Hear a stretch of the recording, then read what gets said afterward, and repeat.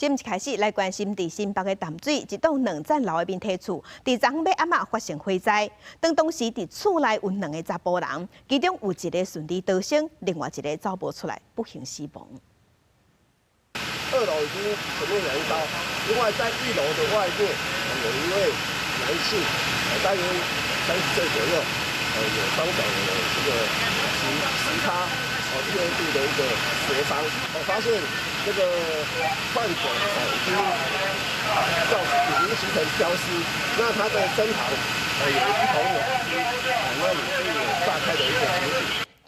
导火烧的面积大约是10平，初步调查是定伫厝内的物件导火烧。2个查甫人因是朋友，也若活落来，这个查甫人是讲伊是来找死者的，想袂到去拄着火烧厝。随讲火伫半点钟就拍花，也毋过造成一死一伤，所以详细导火原因，即马爱去调查。